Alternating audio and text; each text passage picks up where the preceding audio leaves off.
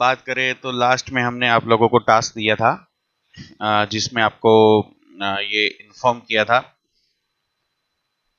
कि आपको conditional statement है उसके अकॉर्डिंग मैंने थोड़े बहुत प्रोग्राम बनाने के लिए आपको दिए थे। ओके, तो होप कि आप लोगों ने उसमें काम किया होगा। हेलो, हाँ, तो लास्ट टाइम में बात ये हमारी हो रही थी कि लास्ट टाइम में जो हमने किया है कामकाज, उसके अंदर में ऐसा था कि i इक्वल टू 10 ABC, और ये हमने नेस्टेड इफ का यूज किया है और हमारा एल्स इफ लेटर का यूज है, बराबर। ये इसके हिसाब से मैंने आप लोगों को थोड़े बहुत प्रोग्राम करने के लिए दिए थे कि आप अलग अलग स्टेटमेंट को प्रूफ करने के साथ में क्राइटेरिया दिया था आपको कि आप without else if without and operator, logical operator, nested if से ग्रेटर ऑफ 3 नंबर का प्रोग्राम को आप कैसे साबित करोगे, ठीक है। तो मैंने ये ये चीज आपको लास्ट टाइम में बताई थी। ओके, तो देखो, प्रोग्रामिंग लैंग्वेज सीखने में आपका सबका ये बहुत इंपॉर्टेंस है कि कौन सी सिचुएशंस में कौन सा ऑपरेटर का मैं इस्तेमाल करूं। ओके, कौन सी सिचुएशन में मैं कौन सा ऑपरेटर का इस्तेमाल करूं, ये सबसे ज्यादा इंपॉर्टेंट है। मैंने लास्ट टाइम में आपको ये सिखाया था कि यही प्रोग्राम है तो मैं एंड लगा रहा हूं, अगर और लगाया है तो क्या होगा, ठीक है। और ऑपरेटर लगाया तो क्या दिक्कत आएगी, तो मैंने ये आपको एक्सप्लेन किया था कि क्यों और नहीं लगाया और मैंने यहाँ पर एंड ऑपरेटर लगाया है, क्योंकि दोनों जगह पर कंडीशन ट्रू हो जाए इसके लिए, समझे ना। जैसे मैं वापिस आपको समझाने के लिए डालता हूं, ए बी से और C5 है, सॉरी B5 है, और सी की आपकी वैल्यू है 300। तो 20 5 से बड़ा है, वो बात तो सही होगी, मतलब 1 रिटर्न कर दिया, ठीक है। लेकिन उसमें 0 रिटर्न अगर और ऑपरेटर है तो यहां पर लॉजिकल एरर डेफिनेटली आएगी, क्योंकि ए बी से तो बड़ा है तो इसने 1 रिटर्न कर दिया, लेकिन ए सी से बड़ा नहीं तो उसने क्या रिटर्न किया, 0 रिटर्न किया। लेकिन और ऑपरेटर का ट्रूथ टेबल हमको पता है 1 और 0 1 होगा, तो ए इज ग्रेटर, तो ए इज ग्रेटर आउटपुट हमारा लॉजिकली गलत होगा क्योंकि सी की वैल्यू सबसे ग्रेटर है। तो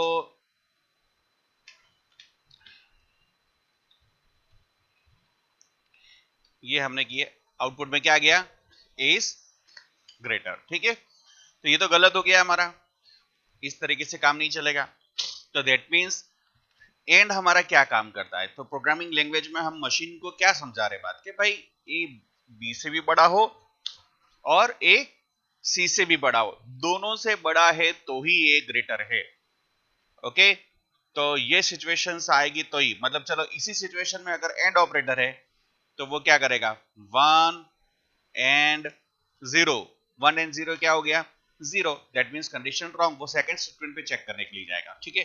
सेकंड में भी सेम सिनेरियो रहेगा, बी ए से भी बड़ा होगा और बी सी से भी बड़ा होगा, तो एंड ऑपरेटर क्या मस्ट बता रहा है, अपन इंग्लिश की भाषा में बोलते हैं कि मस्ट, कि इससे भी बड़ा ही होना चाहिए और सी से भी बड़ा होना ही चाहिए, तो बात आपकी सही है। तो एंड मस्ट को रिप्रेजेंट करता है, और शुड को, ये होगा तो भी चलेगा, ये होगा अथवा मतलब ये होगा तब भी चलेगा, दोनों में से कोई भी होगा तो वो चलेगा, उसके अंदर उसके बाहर पे कुछ भी वो दिक्कत नहीं है, उसके अंदर पे कुछ भी होगा तो चलेगा, ठीक है। अब हम, ये क्राइटेरिया हमारा फुलफिल हो गया है।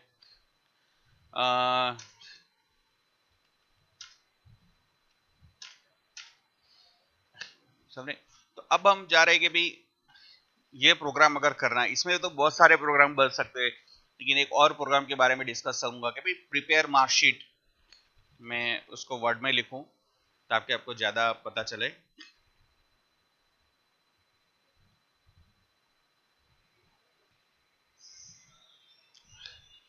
अब उसमें हम क्राइटेरिया डाल देते हैं कि 90 से ज्यादा हो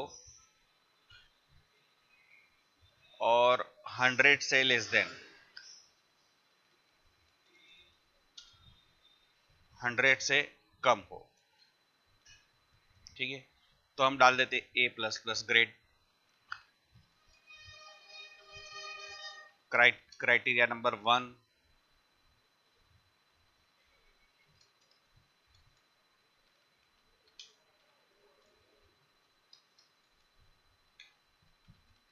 ये हमारा आउटपुट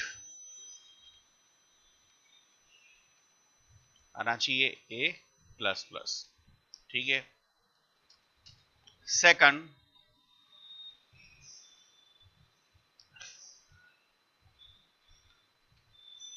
ये इक्वल टू, मैंने काफी हद तक तो कुछ ना कुछ आपको बता ही दिया है। 80 से ज्यादा हो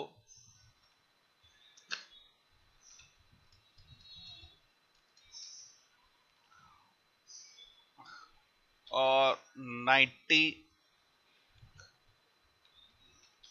से हो तो आउटपुट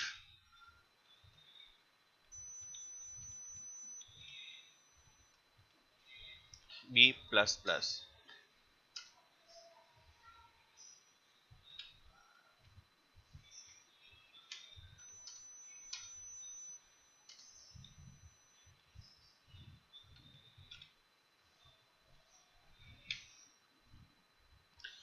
70 से ज्यादा हो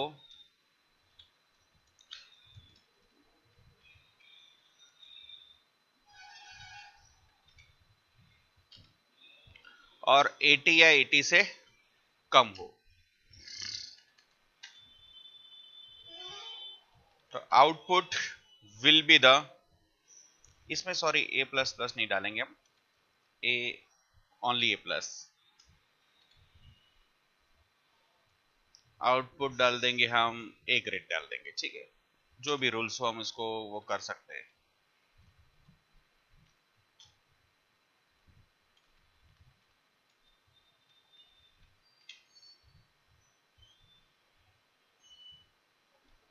इसी तरीके से 60 से ज्यादा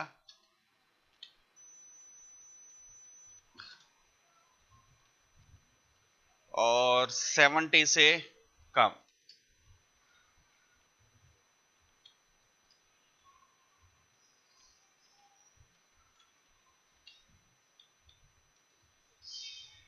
आउटपुट B दे देंगे, B प्लस, हाँ चलेगा, चलो कोई बात नहीं। B 50 से ज्यादा B प्लस रखना है, चलो B प्लस दे दो इसको। उसमें कुछ वेरिएशन करना हो तो कर सकते हैं, लेकिन फिर कंफ्यूजन हो तो मैं आपको इसके लिए नहीं दे रहा, आपको सीधा सीधा अभी दे रहा हूं मैं काम। 50 से ज्यादा हो और 60 से कम हो,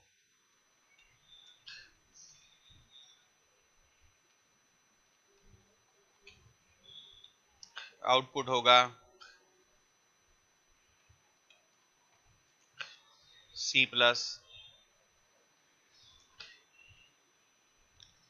C ग्रेड होगा आपका, सॉरी B ग्रेड अपने दे देते उसको, 6 डाल देते क्राइटेरिया।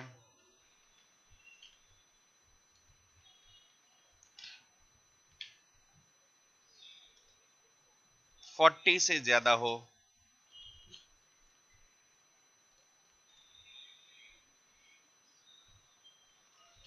हाँ 50 या 50 से ज्यादा, इसमें थोड़ा क्राइटेरिया आपने चेंज कर देते हैं, या 50 से कम हो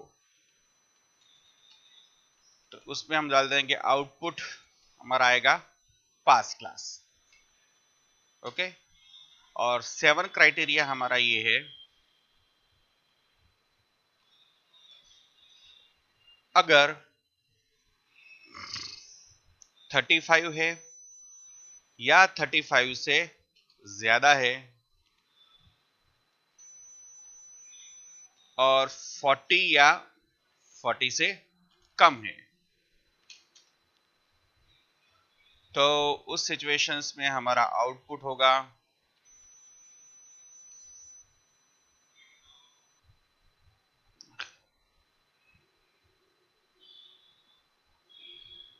इसमें इसमें एक काम करते हैं, हम इसको दे देते B प्लस प्लस, इसको दे देते B प्लस, इसको दे देते B ग्रेड और इसको दे देते हम पास। 8 क्राइटेरिया,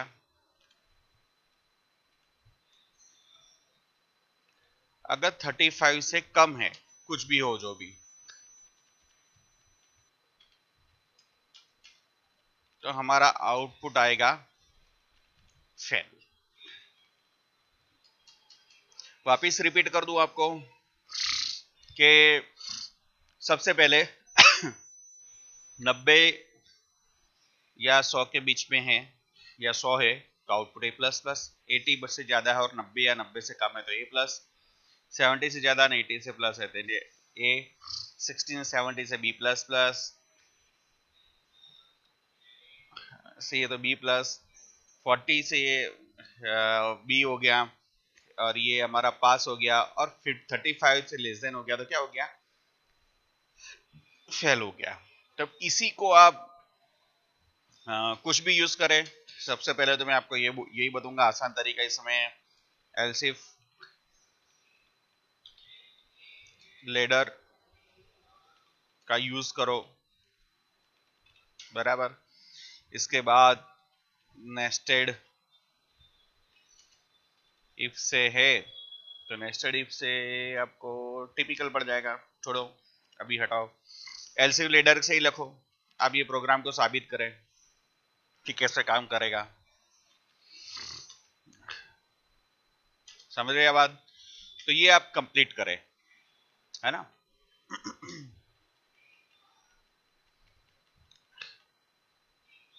ओके, अगर आपको समझ में नहीं आ रहा तो आप वीडियो को आगे पीछे करके देख सकते हो, ठीक है। तो ये डिजायर आउटपुट हमारे स्क्रीन में आना चाहिए, ये भी आपको एक मैं टास्क दे रहा हूं। अब ये सब चीजों में क्या है कि अब आपको दिमाग का यूज करना है। हम आपको कैसे होता है वो समझा सकते हैं, लेकिन फिर आगे के लॉजिक की चीज में आपको आपका दिमाग का यूज करना है, ठीक है। अब हम आज दूसरी बात करते हैं, एक नई चीज हम लेते हैं जो, चलो इसके पहले मैं एक क्वेश्चन पूछता हूं आपको, एलसिफ लेडर का यूज हम क्या करते हैं और वो क्या चीज है, वो जो मैंने एक्सप्लेन किया था आपको, बताओ चलो।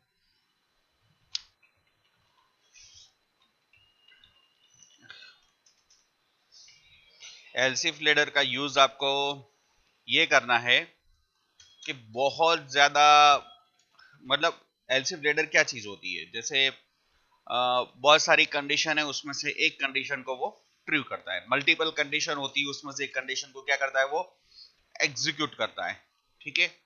इसके लिए हम ये सही नहीं है तो ये सही, ये सही नहीं तो वो सही, इसके लिए हम बार बार एलसिफ का यूज करते हैं। अगर वापिस इसको किसी को कंफ्यूजन हो तो इसमें हम किसी चीज में देख सकते हैं, जैसे ये एलसिफ था, भाई ये सही नहीं है तो दूसरी कंडीशन चेक करो, ये सही नहीं तो तीसरी कंडीशन चेक करो। ऐसी बहुत सारी कंडीशन हम उसमें चेक कर सकते हैं, एन नंबर ऑफ कंडीशन हो सकती है। लेकिन इतना है कि कंपाइलर इतनी सारी कंडीशन देते हो, एक कंडीशन के बाद दूसरी चेक हो गई, दूसरे के बाद मान लो कि तीसरी, ऐसे 10 थी, और हर एक कंडीशन में सही कंडीशन वाला एग्जीक्यूट होकर कंपाइलर बाहर निकल जाएगा। मतलब मान लो कि ये कंडीशन ट्रू हो गई तो बस फिर नीचे की कंडीशन चेक करने के लिए नहीं जाए, कंपाइलर ने चेक किया ए बी से बड़ा है तो वो एग्जीक्यूट हो गया, और डायरेक्ट कंपाइलर यहां से बाहर आ जाएगा। क्यों बाहर आ जाएगा, क्योंकि एक कंडीशन, मल्टीपल कंडीशन में से एक कंडीशन क्या हो गई, ट्रू हो गई, बराबर। ऐसा नहीं कि ये सही हो गया तो ये एलसिफ को चेक करो, ये सही हो गया, नहीं ऐसा नहीं, एक भी चेक हो गया कंपाइलर उसमें से बाहर निकल जाएगा। ओके, कैलसिफ क्या होता है, कैलसिफ से मल्टीपल कंडीशन दे सकते हैं, उसमें से एक कंडीशन को वो ट्रू साबित करता है, सही साबित करता है। ओके, जैसे ये हुआ, ये हमने कोड देखा है, जैसे वापस आपको समझाओ, ये कंडीशन दी, अगर ये कंडीशन ट्रू हो गई तो ठीक था, ट्रू नहीं है तो एलसिफ में चेक करने गया, अब ये चेक करी, ये भी ट्रू नहीं है तो ये एलसिफ में चेक करने गया, अब यह आ गया तो वो फिर लास्ट में चेक करके बाहर आ गया। अब मान लो इसी में ये डेटा डाल दूं,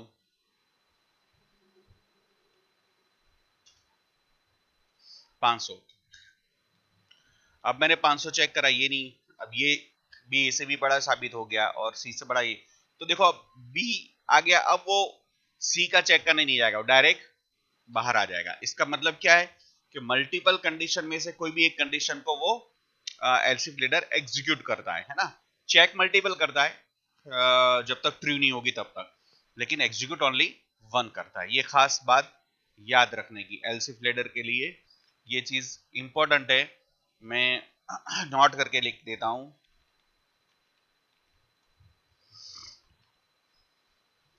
ओके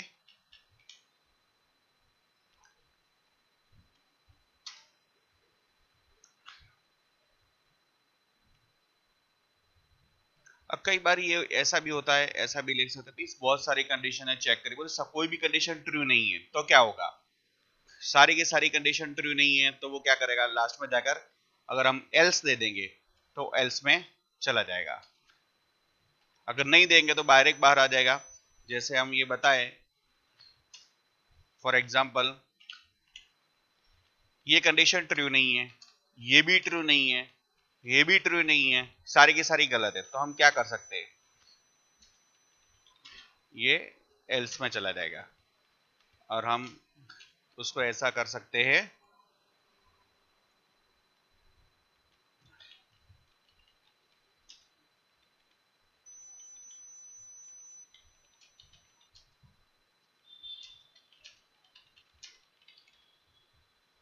ठीक है। हम अभी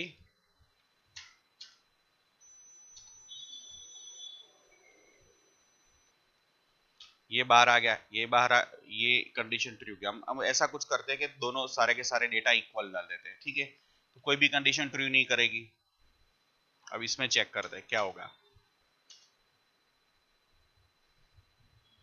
20 20 20 है, ये कंडीशन ट्रू नहीं, ये ट्रू नहीं, ये ट्रू नहीं, तो किस में चला गया, एल्स में चला गया, ठीक है।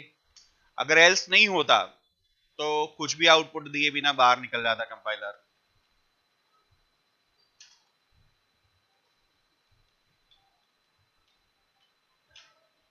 Okay, nothing output. ओके, तो हम एल्स को इसके लिए लगा सकते हैं कि भी सारी की सारी कंडीशन ट्रू ना हो, तो यूजर को पता चले कि भाई इसमें कुछ प्रॉब्लम है, please enter the valid data. हम ये चीज दे सकते हैं, ठीक है। इसके बाद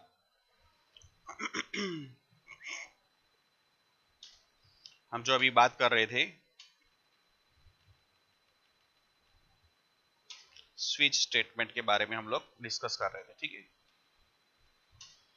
ये क्या होता है, स्विच स्टेटमेंट क्या होता है, अब मैं आपको सिंटेक्स लिखाऊंगा बिफोर, उसके बिफोर में आप लोग समझ जाओ कि डायरेक्ट कोडिंग से हम बात करेंगे, है ना। कि ऐसा स्ट्रक्चर होता है, एक स्विच करके हम लिखते हैं।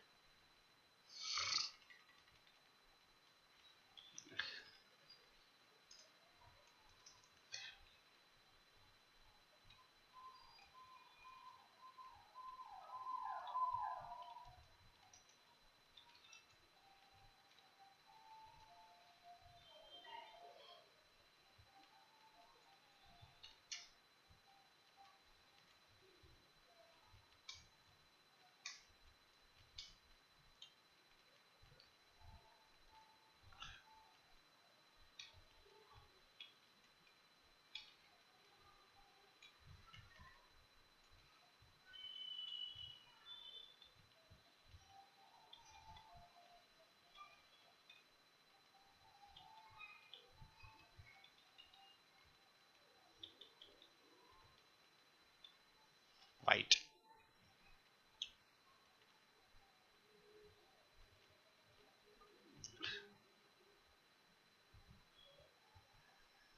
अब ये चॉइस के लिए यूज होता है, हम यहां पर देंगे।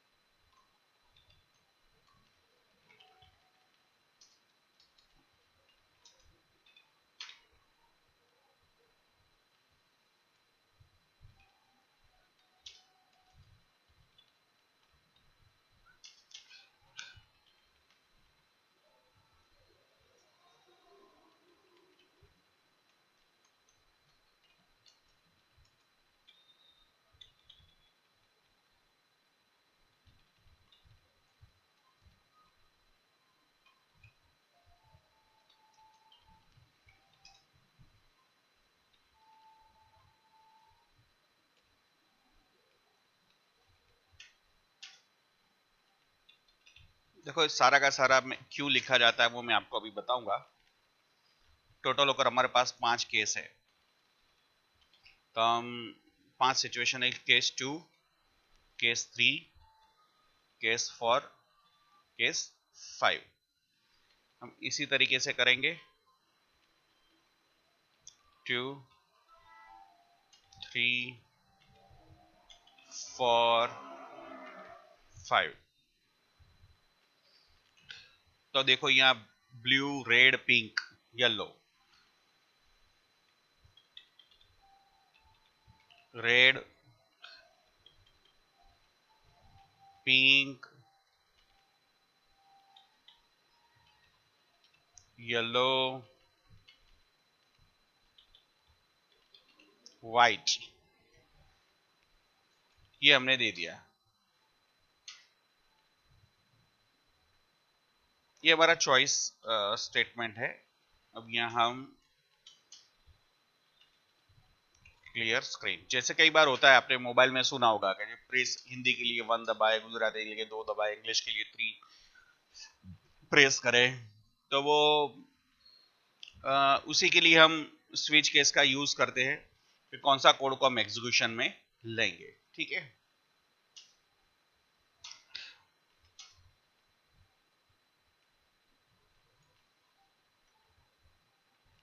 मे बी पॉसिबल, शायद ऐसे होगा सिंटेक्स।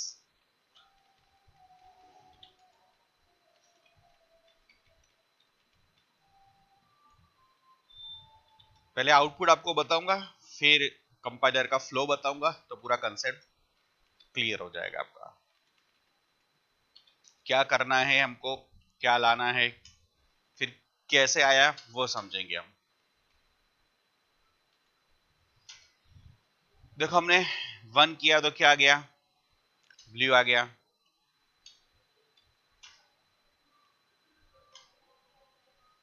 2 करके आउटपुट क्या आ गया, पिंक आ गया।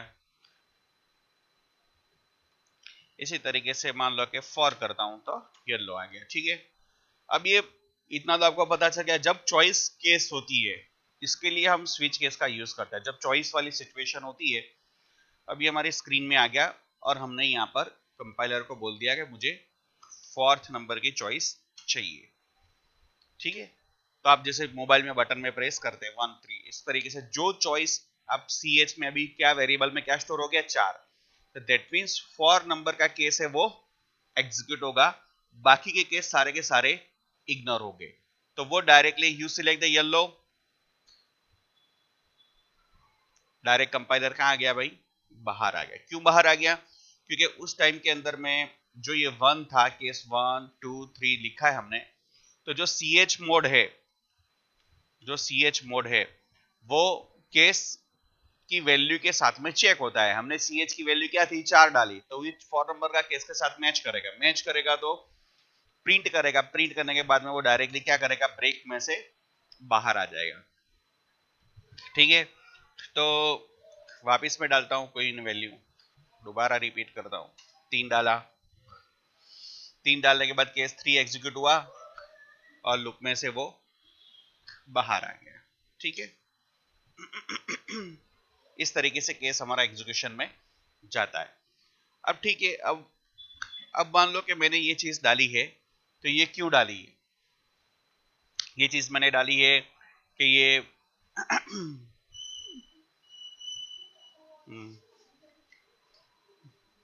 ये चीज डाली है तो क्यों डाली है, कि अगर मैं ब्रेक स्टेटमेंट क्यों डाला है, अगर मैं ब्रेक नहीं डालता, एग्जांपल मैंने इसको निकाल दिया, ओके, कमेंट मान ली, कंपाइलर इसको क्या इवोल्यूशन में लेता है, 3,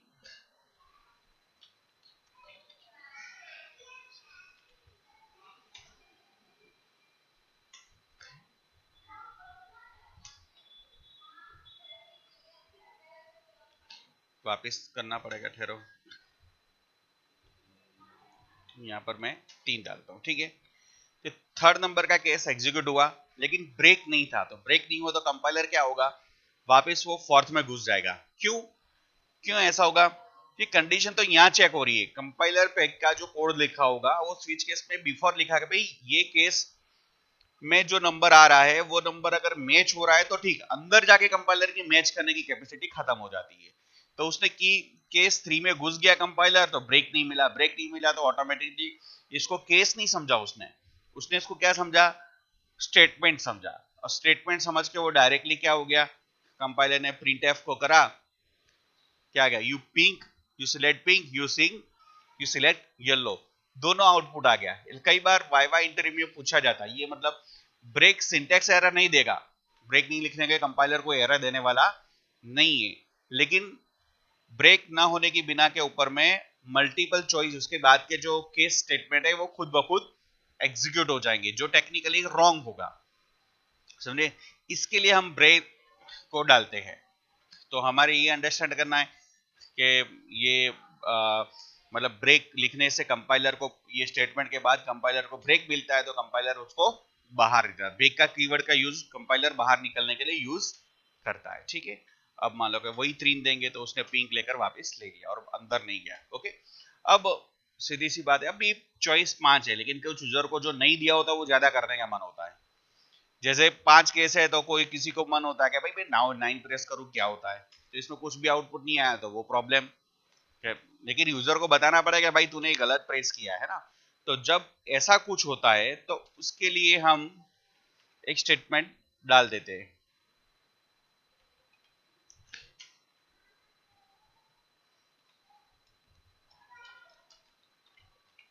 प्रिंट एफ डाला, प्लीज सिलेक्ट वैलिड चॉइस।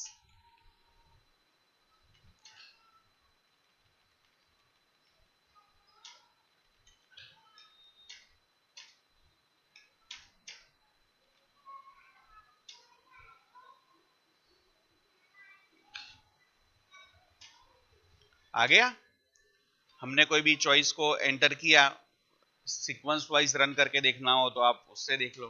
8 किया तो 8 तक तो केस है ही नहीं, केस तो ओनली 5 तक है, तो वो डायरेक्ट कहां चला जाएगा, डिफॉल्ट केस में कंपाइलर ले लेगा।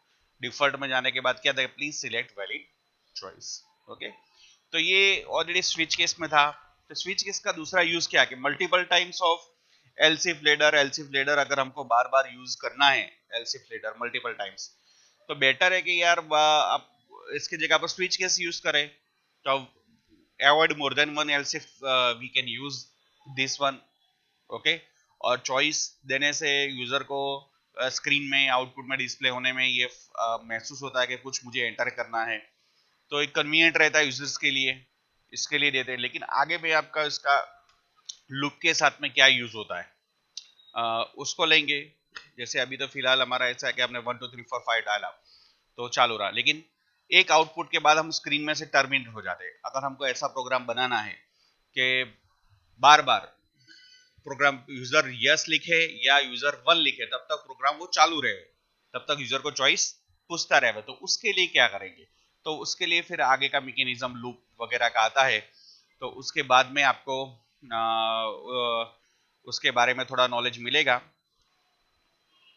नेक्स्ट बारी आती है, ये कल से हम स्टार्ट करेंगे क्योंकि नया टॉपिक है, तो अभी बीच में से छोड़ना सही नहीं रहेगा। तो हम कल से ये लूप मैकेनिज्म स्टार्ट करेंगे। लूप में बेसिक आपको बता दूं, आपके पास में बुक हो तो थोड़ा बहुत पढ़ना। While loop,